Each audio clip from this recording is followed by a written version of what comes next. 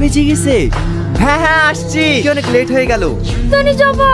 ঘুরে তোর ভাবির মোবাইলটা চলে এসছি রে, গাড়িটা বের কর, আমি মোবাইলটা নিয়ে আসছি। হ্যালো ম্যাডাম, আপনার স্বামীর গাড়িতে বোম লাগানি কমপ্লিট।